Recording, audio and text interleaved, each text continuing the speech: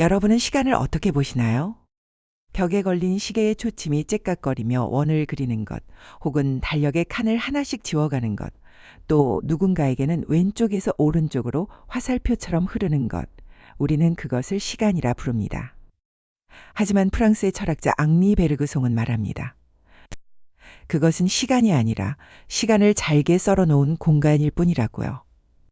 비유하자면 우리는 흐르는 강물을 보지 못하고 강물을 떠서 얼려버린 얼음 덩어리들을 나열하고 있는 셈입니다. 얼음은 정지해 있지만 강물은 단 한순간도 멈추지 않습니다. 베르그송은 이 얼어붙은 세계를 녹여 다시 흐르게 하려 했습니다. 그것이 바로 그가 제안한 지속의 철학입니다. 우리의 몸은 물질입니다. 하지만 우리의 의식은 무엇일까요? 당시의 과학은 정신을 뇌가 만들어낸 그림자라고 폄하했습니다. 그러나 베르그송은 정신과 물질의 관계를 악보와 음악으로 설명합니다. 악보라는 종이 위에 그려진 음표들은 물질입니다. 하지만 그 음표들이 연주자의 손끝에서 소리로 살아나 공기를 흔들 때 거기엔 악보에는 없는 생명과 감동이 깃듭니다. 뇌는 악보와 같습니다. 정신은 그 악보를 바탕으로 현재라는 무대 위에서 연주를 펼치는 예술가입니다.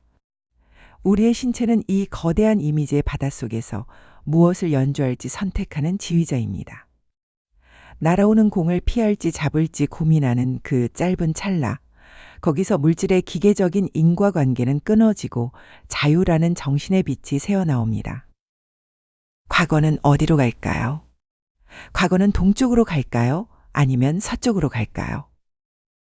이제 베르그송 철학의 백미, 기억의 원뿔 이야기를 해볼까요? 그러니까 여기서 상상력을 조금 발휘하셔야 합니다. 우리가 흔히 생각하는 똑바로 선 원뿔이 아니라 아이스크림 콘처럼 거꾸로 선 원뿔을 머릿속에 그려보세요. 하늘을 향해 활짝 펼쳐진 저 넓은 밑면에는 여러분이 첫걸음을 뗐던 순간부터 어제 먹은 점심 메뉴까지 평생의 모든 기억이 고스란히 저장되어 있습니다. 베르그송은 이 거대한 기억의 창고를 우리 존재의 심층이라고 불렀죠. 반면 아래쪽을 향해 뾰족하게 갈라진 그 끝점은 어디에 닿아 있을까요? 바로 지금 이 순간 여러분이 발을 딛고 있는 현재라는 땅바닥입니다. 자, 여기서 마법 같은 일이 일어납니다. 우리가 길을 걷다 우연히 옛 연인이 즐겨 쓰던 향수 냄새를 맡았다고 해봅시다. 그 순간 과거의 전부에 해당되는 저 높은 하늘에 잠잠히 고여있던 수만 가지 기억 중 딱 필요한 조각들이 요동치기 시작합니다. 그리고는 좁디 좁은 꼭지점을 향해 폭포처럼 쏟아져 내려옵니다. 넓은 과거가 뾰족한 현재의 끝으로 압축되어 내려오는 것, 이것이 바로 베르그송이 말하는 기억의 하강입니다. 결국 현재의 나란 존재는 홀로 서 있는 점이 아닙니다. 저 높은 곳에서 내려온 거대한 과거의 무게를 견디며 그 기억의 에너지를 빌려 미래라는 땅에 발자국을 찍는 압축된 생명인 셈이죠. 여러분이 지금 느끼는 감정은 단순한 현재의 반응이 아니라 인생 전체가 꼭지점으로 모여들어 터뜨리는 화려한 불꽃놀이와 같습니다. 이제 더 깊은 심연으로 들어가 봅시다. 아무것도 없음, 즉 무라는 관념입니다. 우리는 흔히 텅 빈 캔버스 위에 그림을 그리듯 무라는 배경 위에 유가 나타난다고 생각합니다. 하지만 베르그송은 일갈합니다. 절대적인 무란 인간이 만들어낸 가장 화려한 착각이다. 깜깜한 밤하늘을 보며 우리는 빛이 없다고 말하지만 사실 거기엔 어둠이라는 존재가 가득 차 있습니다. 우리가 무를 생각할 때 그것은 실제로 아무것도 없는 상태가 아니라 내가 기대했던 것이 없음을 의미하는 심리적 실망의 표현일 뿐입니다. 사랑하는 연인이 떠난 자리를 보며 우리는 아무도 없다고 느끼지만 사실 그 공간은 공기로, 빛으로, 그리고 그녀에 대한 기억으로 가득 차 있습니다. 존재는 결코 무에서 나오지 않습니다. 존재는 언제나 충만하며 단지 우리가 보지 못하는 새로운 형태로 끊임없이 변모할 뿐입니다. 베르그송의 철학은 우리에게 묻습니다.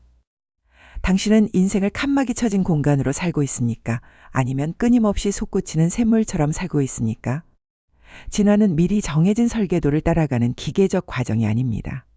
그것은 매 순간 새로운 가능성을 터뜨리는 엘랑비탈, 즉 생명의 비약입니다. 과거의 모든 기억을 품고 현재라는 날카로운 끝점으로 미래를 개척해 나가는 당신. 당신의 삶은 이미 우주적인 리듬 속에 있습니다. 물을 두려워하지 마십시오.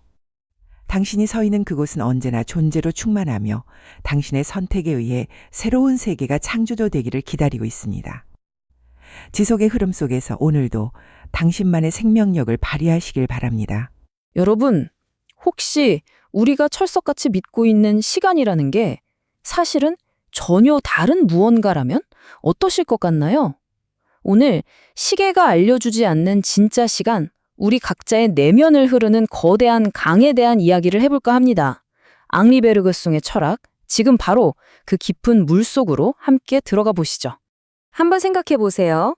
매일 아침 우리를 깨우는 알람 소리, 약속 시간에 늦을까봐 계속 쳐다보는 저 시계. 만약에 말이죠, 이 똑딱거리는 소리가 우리를 진실로부터 멀어지게 만드는 거대한 속임수라면 어떨까요? 어쩌면 우리는 시간을 재는 게 아니라 말 그대로 시간을 토막내서 그 생명력을 죽이고 있는 건지도 모릅니다. 바로 이 지점에서 철학자 앙리 베르그송이 아주 도발적인 얘기를 꺼냅니다. 그가 보기에 우리가 시간이라고 부르는 건요, 진짜 시간이 아니에요. 그건 시간을 공간처럼 자로 재듯이 잘게 쪼개놓은 것에 불과하다는 거죠. 비유하자면 이런 거예요. 쉼없이 흐르는 강물이 있는데 거기서 얼음을 한 조각 딱 떠낸 거죠. 이 얼음 조각 어때요? 멈춰있고 질 수도 있죠. 하지만 이건 진짜 강물이 아니잖아요. 진짜 강은 계속해서 흐르는데 말이죠. 그래서 베르그송은 진짜 시간을 봐야 한다고 그걸 지속, 뒤레, 라 듀레라고 불렀어요. 이건 시계 위에서 똑딱거리는 그런 시간이 절대 아니에요. 여러분 혹시 그런 경험 없으세요? 진짜 좋아하는 음악에 완전히 빠져 있거나 사랑하는 사람이랑 시간 가는 줄 모르고 이야기할 때 바로 그 느낌. 과거, 현재, 미래가 막 뒤섞여서 하나처럼 느껴지는 그 생생한 흐름. 베르그송은 바로 그게 진짜 시간이라고 말하는 겁니다. 자, 그럼 이 흐르는 시간, 이 지속이라는 게 우리 머릿속, 그러니까 우리 의식 속에서는 대체 어떻게 돌아가는 걸까요? 이 질문에 답하기 위해서 베르그송이 정말 기가 막힌 비유를 하나 가져옵니다. 바로 악보와 연주의 비유예요. 일단 우리의 뇌는 뭐냐? 베르그송은 이걸 악보라고 봤어요.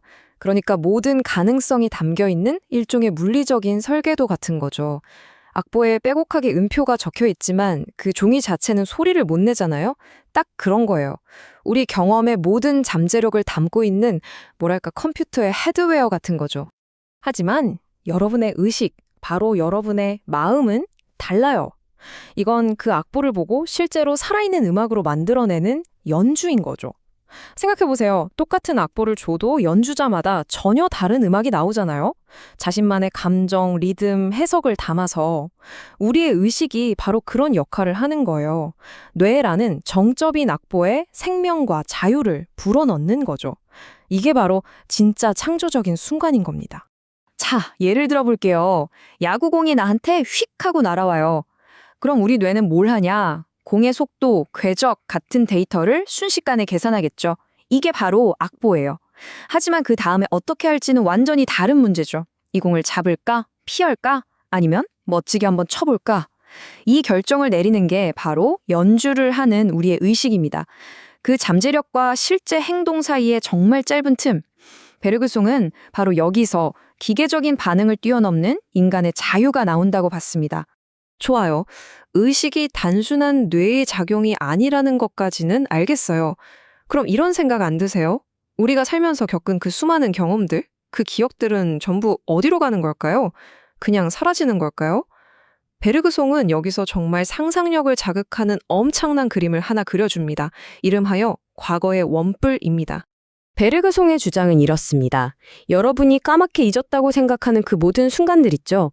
여러분의 모든 과거가 사실은 사라진 게 아니라는 거예요. 바로 지금, 이 순간에도 여러분과 함께 존재하고 있다는 겁니다. 마치 거꾸로 세워놓은 거대한 원뿔처럼 여러분의 모든 삶이 통째로 지금 이 안에 담겨 있다는 거죠. 놀랍지 않나요? 자, 그럼 이 거대한 원뿔이 어떻게 작동하느냐 한번 상상해 보세요. 길을 걷다가 우연히 아주 익숙한 향수 냄새를 맡았어요. 그 순간 현재의 이 작은 자극 하나가 여러분 안에 있는 그 거대한 원뿔 전체를 활성화시키는 거예요. 그러면 그 넓은 원뿔의 바닥에 있던 관련 기억들, 단순히 사실이 아니라 그때의 감정까지 전부 폭포수처럼 쏟아져 내려와서 현재라는 이 뾰족한 끝으로 쫙 모여드는 거죠. 그러니까 이 말은 결국 여러분이 지금 느끼는 이 감정, 이 생각이 단순히 지금 이 순간에 대한 반응이 아니라는 뜻이에요. 여러분의 인생 전체, 살아온 모든 경험이 바로 이 한 점으로 압축되어서 펑 하고 터져 나오는 그런 화려한 불꽃놀이 같은 거죠. 여러분의 현재는 여러분의 모든 과거를 온전히 품고 있는 겁니다. 자, 지금까지 우리 과거는 항상 우리 안에 가득 차 있다고 했잖아요. 그럼 그 반대는 어떨까요? 아무것도 없는 상태. 우리가 흔히 무라고 부르는 거요. 우리는 보통 있음의 반대가 없음이라고 쉽게 생각하죠. 근데 베르그성한테는 이것마저도 엄청난 착각, 거대한 환상일 뿐이었습니다. 네, 우리는 흔히 뭔가가 아무것도 없는 상태에서 생겨난다고 생각하죠. 하지만 베르그송은 단호하게 말합니다. 절대적인 무 같은 건 없다고요. 그건 그냥 우리가 만들어낸 우리 자신을 속이는 심리적인 트릭에 불과하다는 겁니다. 이게 무슨 말이냐면요. 우리가 이 방에 아무것도 없네? 라고 말할 때 정말로 무를 경험하는 걸까요? 아니라는 거죠. 우리는 사실 거기에 책상이나 의자처럼 우리가 있기를 기대했던 무언가가 없다는 사실을 인식하는 것뿐이에요. 그 부재를 느끼는 거죠. 실제로는 어때요? 그 방은 공기로, 빛으로, 먼지로, 심지어는 그 공간에 얽힌 기억들로 가득 차 있잖아요. 베르그송의 관점에서 우주는 단 한순간도 비어있는 적이 없어요. 그저 끊임없이 모습을 바꿀 뿐입니다. 자, 그럼 정리를 좀 해볼까요? 시간은 얼음 조각이 아니라 흐르는 강이고, 우리의 과거는 사라지지 않고 늘 우리와 함께하고, 심지어 없음이라는 건 환상이래요.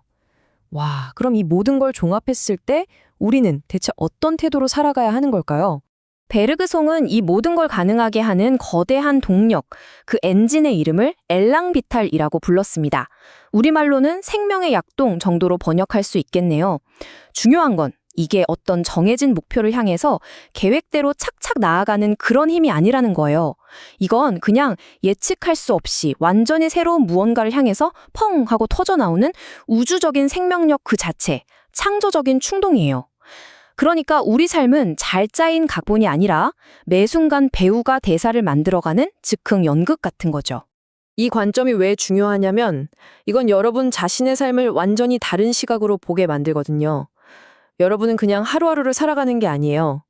여러분의 모든 과거를 에너지 삼아서 매 순간의 선택을 통해 누구도 예측할 수 없는 완전히 새로운 미래를 직접 창조해 나가고 있는 겁니다. 자, 이렇게 해서 우리는 맨 처음 던졌던 질문으로 다시 돌아왔습니다. 시계가 재단해 놓은 저 차가운 얼음 조각 같은 시간 속에서 살아가시겠습니까? 아니면 내 안에서 흐르는 진짜 시간의 강물에 몸을 맡기시겠습니까? 기억하세요. 여러분은 멈춰버린 순간들의 합계가 아닙니다. 여러분은 여러분의 모든 과거를 품고 예측 불가능한 미래를 향해 끊임없이 흘러가는 살아있는 창조적인 강물 그 자체입니다. 자, 오늘부터 여러분은 어떤 시간 속에서 살아가시겠어요? 여러분, 안녕하세요. 오늘의 심층 탐구에 오신 것을 환영합니다. 혹시 지금 손목시계나 스마트폰 화면 한번 내려다 보시겠어요? 네, 저도 방금 스튜디오 시계를 슬쩍 봤는데요. 그렇죠. 우리가 8시 정각이나 12시 30분 이렇게 숫자가 바뀌는 걸 보면서 흔히들 시간이 흐르고 있구나 이렇게 생각하잖아요. 맞아요. 길이를 잴 때 자를 대고 몸무게를 잴 때 체중계에 올라가는 것처럼요. 네, 시간도 시계라는 도구를 통해서 아주 정확하게 측정하고 있다고 굳게 믿는 거죠. 그런데 만약에 프랑스의 한 철학자가 다가와서 여러분한테 이렇게 속삭인다면 어떨까요? 여러분이 지금 보고 있는 건 시간이 아닙니다. 그건 차갑게 얼어붙은 공간의 조각들일 뿐입니다. 라고요. 와, 차갑게 얼어붙은 공간의 조각들이요. 시작부터 확 깼는데요. 그러니까 여러분 오늘의 심층 탐구 미션은 바로 이겁니다. 철학이라는 단어만 들어도 머리가 아프신 초심자나 학생분들도 단번에 이해하실 수 있게 이 프랑스 철학자 앙리 베르글송의 사상을 일상적인 예시로 아주 쉽고 재미있게 파헤쳐 보는 거죠. 네, 아주 흥미로운 미션이네요. 자, 여러분이 지금 듣고 계신 이 순간도 시간은 분명히 흐르고 있죠. 하지만 우리가 아는 그 시계의 시간이 진짜 시간이 아니라면 대체 이건 무슨 의미일까요? 하나씩 좀 짚어보죠. 네, 우리가 가장 절대적이라고 믿는 측정 도구인 시계를 근본적으로 의심하는 것. 바로 거기서 베르그송의 철학이 출발하거든요. 시계를 의심해라. 네, 우리는 보통 시간을 수학 시간에 배우는 그 수직선처럼 상상하잖아요. 왼쪽에서 오른쪽으로 쭉 뻗어나가는 선 위에 1초, 1분, 1시간 이렇게 눈금이 일정한 간격으로 그어져 있는 거죠. 맞아요.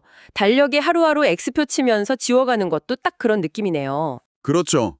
일정을 관리하고 또 학교에 지각하지 않으려면 그렇게 눈금으로 딱딱 나누어진 시간이 반드시 필요하니까요.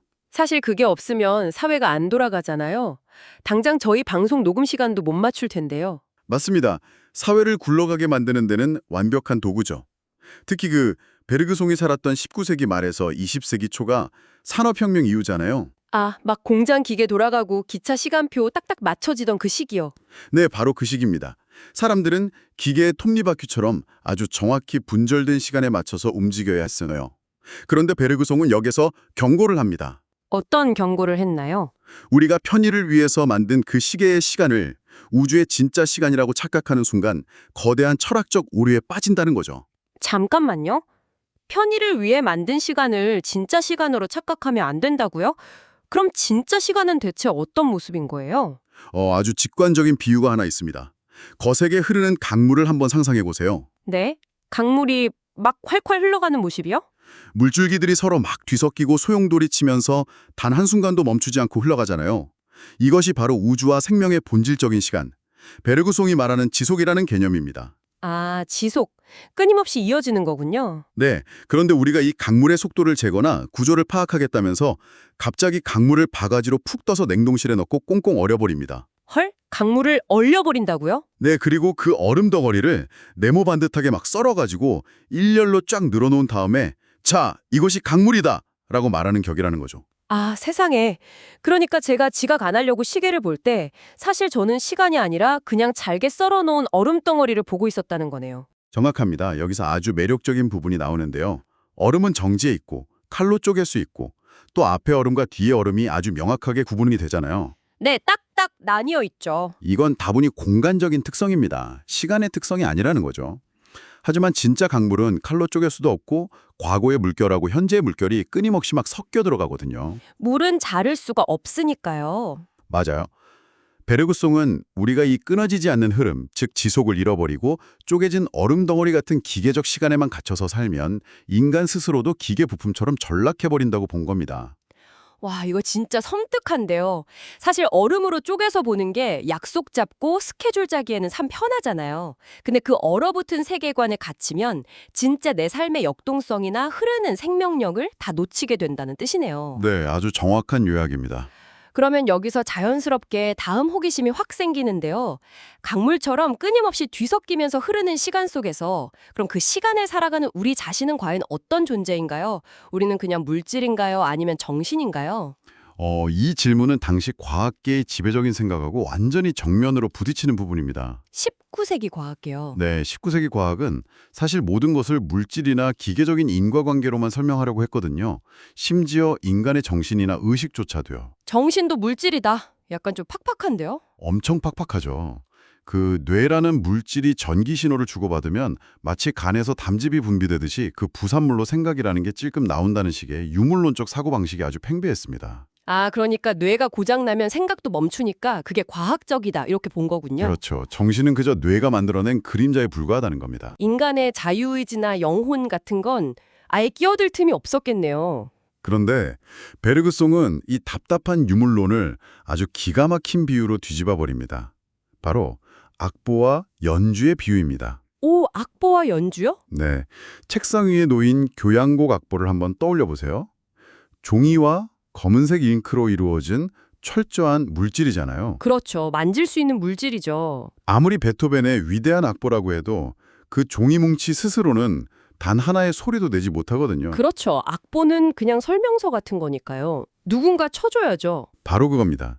그 악보가 피아니스트의 손끝하고 만나서 공기를 진동시키는 순간 물리적인 잉크 성분으로는 절대 설명할 수 없는 감동과 생명력이 깃든 음악이 탄생하잖아요. 아하. 베르그송은 우리의 뇌가 바로 이 악보 혹은 악기 같은 물리적 도구라고 말합니다. 뇌가 악보다. 네, 정신이 현실과 접속하기 위해서 반드시 필요한 어떤 물리적인 토대인 거죠. 하지만 우리의 정신은 그 악보의 지시를 단순히 기계적으로만 따르는 게 아니라는 거예요. 그럼 뭐죠? 현재라는 무대 위에서 자신만의 해석과 감정으로 음악을 만들어내는 예술가, 즉 연주자라는 겁니다. 와, 여기서부터 진짜 흥미로워지는데요. 그러니까 우리 학생 여러분이 교실에서 막 어려운 수학 시험 문제를 풀고 있다고 쳐볼게요. 네, 아주 좋은 예시네요. 머릿속에서 뉴런들이 전기 신호를 막 주고받으면서 움직이는 건 단순히 피아노 건반이 눌리는 물질의 작용, 즉 악보의 영역인 거네요. 그렇죠. 그런데 그 수많은 신호 속에서 이거 지난번에 틀렸던 함정 문제잖아 하고 딱 깨달아내서 정답을 고르는 그 찰나의 선택. 그건 기계적 반응을 깨부수는 자유이자 정신의 연주라는 거군요. 완벽하게 이해하셨습니다. 그 해석에 저도 전적으로 동의하고요. 일상적인 경험 속에서 정신의 역할이 어떻게 빛나는지 보여주는 정말 적절한 예시예요. 다행이네요. 뭔가 뇌라는 물질적 한계를 넘어서는 느낌이에요. 네, 인간이 단순한 자극 반응 기계가 아니라는 걸 증명하는 또 다른 아주 역동적인 예시가 하나 더 있는데요. 오, 뭔지 궁금합니다. 여러분의 얼굴을 향해서 야구공이 엄청난 속도로 날아오고 있다고 한번 상상해 보십시오. 상상만 해도 저도 모르게 막 몸이 움츠러드네요. 그렇죠. 물리적인 인과관계, 그러니까 우리 신체의 기계적인 반사신경만 딱 놓고 보면요. 우리는 무조건 공을 피하거나 누를 질끈 감도로 프로그래밍이 되어 있습니다. 자극이 오면 무조건 반응한다는 기계적 법칙이죠. 네, 완전 생존 본능이잖아요. 하지만 그 짧은 찰나, 우리는 단순한 기계를 넘어서서 신체라는 악기를 다루는 지휘자로 돌변합니다. 공의 궤적을 보면서 피할 것인가, 아니면 손을 확 뻗어서 멋지게 잡아낼 것인가를 결단하는 거죠. 아, 날아오는 공이라는 물리적 원인하고 내 몸이 움직이는 결과 사이에 아주 미세한 틈이 생기는 거네요. 바로 그겁니다. 그 미세한 틈, 그 찰나의 순간에 기계적인 인과관계의 사슬이 툭 하고 끊어져 버려요. 그리고 그 끊어진 틈 사이로 새어나오는 것이 바로 베르그송이 말하는 자유입니다. 와, 자유. 네, 뇌와 신체라는 물질적 조건에 묶여 있으면서도 의식이 그 한계를 딛고 아주 주체적인 선택을 내리면서 생명력을 발휘하는 현장인 거죠. 공이 날아오는 그 1초도 안 되는 찰나의 순간에 우리 안에서 엄청난 정신의 자유가 번쩍인다고 생각하니까 진짜 일상이 완전히 다르게 보이네요. 그렇죠. 그런데요, 제가 여기서 좀 궁금한 게 생겼습니다. 제가 그 날아오는 공을 잡을지 피할지 선택하려면 필연적으로 정보가 필요하잖아요. 과거의 경험 같은 거 말씀이시죠? 네, 예전에 체육 시간에 야구공을 잡아봐서 엄청 뿌듯했던 경험이나 아니면 공에 잘못 맞아서 멍이 들었던 아픈 기억 같은 거요. 그렇다면 우리가 매번 선택을 내릴 때마다 쓰이는 이 수많은 과거의 기억들은 대체 어디에 보관되어 있다가 현재로 오는 건가요? USB 메모리처럼 뇌에 무슨 창고 같은 데 쌓여 있는 건가요?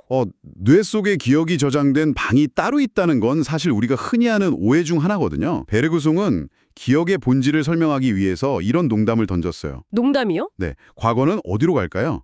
동쪽으로 갈까요? 아니면 서쪽으로 갈까요? 이렇게요. 아, 동서남북이요?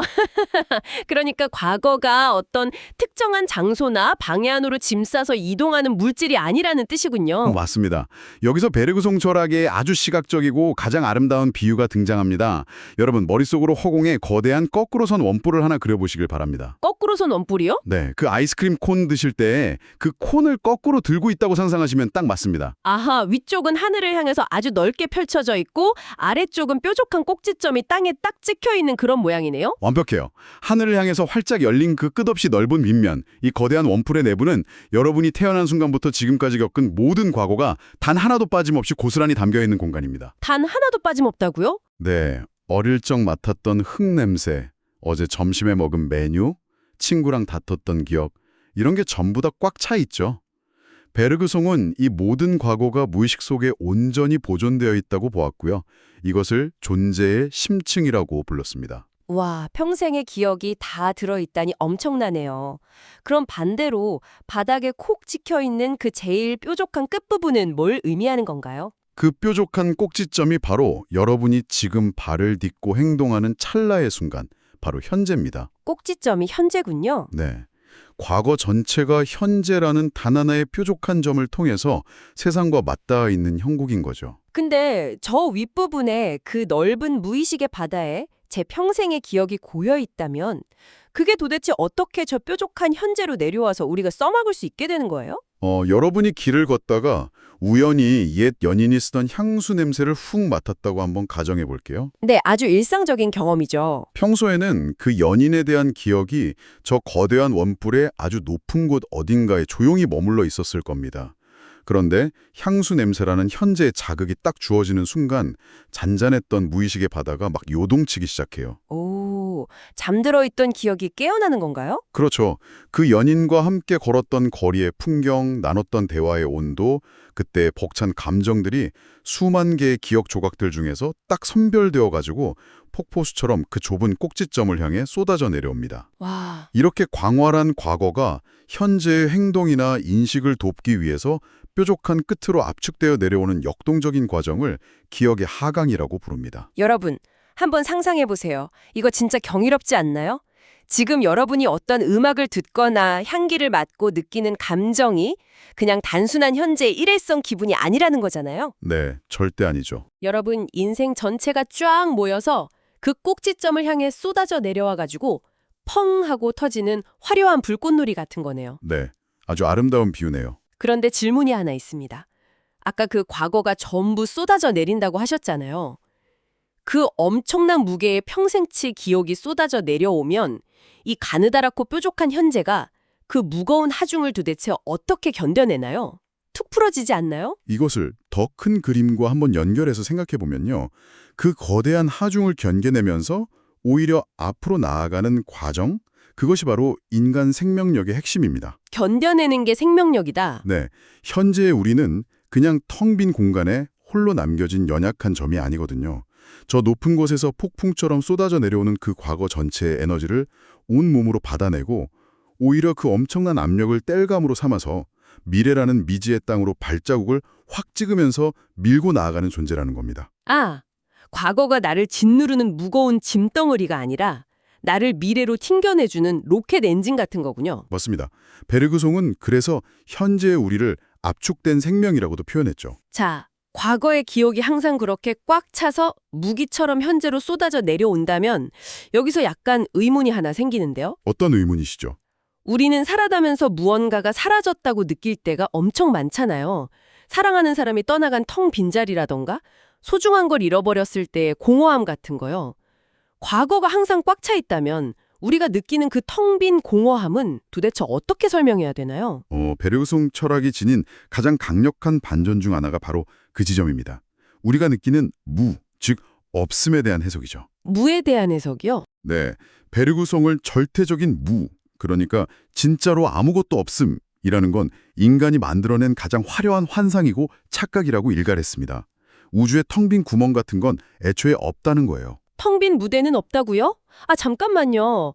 하얀 도화지는 무언가를 그리기 전에는 진짜 아무것도 없는 무의 상태잖아요. 깜깜한 밤하늘도 빛이 없는 상태고요. 우리가 언어와 습관에 길들여져서 그렇게 생각할 뿐입니다. 깜깜한 밤하늘을 한번 떠올려보죠. 우리는 빛이 없네, 텅 비었네 라고 말하지만 물리적으로 거기는 어둠과 공기로 빽빽하게 가득 차 있습니다. 아, 어둠으로 차 있는 거다? 네, 사랑하는 연인이 떠나간 빈자리도 마찬가지예요. 우리는 아무도 없다면서 공허해하지만 사실 그 공간은 남겨진 물건들, 공기와 빛, 그리고 무엇보다 그녀에 대한 강렬한 기억과 그리움으로 발디딜 틈 없이 꽉 차 있거든요. 아, 듣고 보니 정말 꽉 차 있네요. 결국 무라는 건 진짜로 없는 게 아니라 내가 기대했던 것이 없다는 심리적 실망의 표현일 뿐이라는 게 베르그송의 통찰입니다. 잠깐만요. 여기서 제가 딴지를 좀 팍 걸어보겠습니다. 만약 우리 학생 청취자분이 편의점 가서 아이스크림 사려고 주머니를 딱 뒤졌어요. 근데 아플싸 지갑이 텅 비어 있습니다. 이건 심리적 실망이 아니라 진짜 돈이 없는 현실이잖아요. 이것도 꽉 차 있는 건가요? 하하, 이거 아주 날카롭고 중요한 질문을 던져주셨는데요. 네, 진짜 영원이잖아요. 현실적으로 아이스크림을 못 먹는 비극은 저도 인정합니다. 하지만 베르그송의 시선으로 그 학생의 지갑 속을 다시 한번 들여다보죠. 그 지갑이 정말 아무것도 없는 무의 상태일까요? 지갑이라는 물건 자체는 있죠. 공기와 천, 가죽으로 가득 차 있죠. 그리고 무엇보다 그 지갑 안에는 분명히 어제 10,000원짜리 넣어뒀는데 어디 갔지? 하는 혼란스러운 기억, 그리고 달콤한 아이스크림을 먹고 싶었는데 못 먹게 된 강렬한 기대감과 실망감으로 꽉 차 있는 상태라는 겁니다. 아하, 돈이 다른 데로 가버리고 그 자리를 아쉬움과 실망이 꽉 채웠다는 거네요. 네, 존재는 결코 무에서 튀어나오지도 않고 무로 증발하지도 않습니다. 다른 형태로 변모할 뿐이라는 점을 이해하는 게 핵심이죠. 내 삶의 어느 한 구석이 텅 비어서 구멍이 뚫린 게 아니라 다른 형태의 감정이나 기억으로 채워져 있다는 사실이 되게 묘한 위로를 주네요. 자, 그럼 어둠이나 상실조차도 언제나 존재로 충만하다면 이 꽉 찬 과거와 현재를 들고 우리는 앞으로 어떻게 살아가야 하는 걸까요? 네, 이 부분이 바로 오늘 심층 탐구의 결론적 통찰인데요. 진화나 삶은 미리 정해진 설계도를 따라서 억지로 끌려가는 기계적 과정이 아닙니다. 설계도가 없다고요. 네, 베르그송은 이를 엘랑비탈, 즉 생명의 비약이라는 개념으로 설명했습니다. 엘랑비탈. 이름부터 뭔가 멋진데요? 네, 매 순간 전혀 예측할 수 없는 새로운 가능성을 펑펑 터뜨리는 역동적인 힘이죠. 우리의 삶은 달력의 네모난 칸막이 속에 갇혀 있는 게 아니라 메마른 땅을 뚫고 솟구치는 거대한 샘물과 같으며 우주적인 리듬 속에 있다는 격려의 메시지입니다. 그렇다면 대체 이 모든 게 무슨 의미일까요? 우리 청취자 여러분이 내일 아침에 딱 눈을 떴을 때 이 베르그송의 철학을 어떻게 써먹을 수 있을까요? 내 삶은 아무것도 없다는 식의 그 무의 두려움을 버리시길 바랍니다. 여러분이 서 있는 곳은 언제나 과거의 에너지로 충만하며 여러분이 쥐고 있는 지휘봉, 즉 자유로운 선택으로 새로운 세계가 창조되기를 애타게 기다리고 있다는 사실을 기억하셨으면 좋겠습니다. 와, 여러분은 지휘자라는 말씀이네요. 자, 이제 오늘의 여정을 가볍게 요약해 보겠습니다. 시간은 쪼개진 얼음이 아니라 흐르는 강물이고요. 우리는 뇌라는 악보를 통해 자유라는 정신을 연주합니다. 그리고 거꾸로 선 원뿔처럼 수많은 과거를 현재로 끌어와서 미래로 튕겨나간다는 점. 마지막으로 우리 삶에 텅 빈 무대란 없다는 사실까지 짚어봤습니다. 네, 베르그송 철학의 정수를 정말 잘 정리해 주셨네요. 자, 그럼 이제 여러분의 머릿속을 맴돌 마지막 도발적인 생각거리 하나를 던지면서 마무리할까 합니다. 베르그송은 우리의 현재가 과거 전체의 무게를 견디는 꼭지점이라고 했죠. 네, 거꾸로 선 원뿔의 끝이요. 그렇다면 역으로 한번 생각해보죠.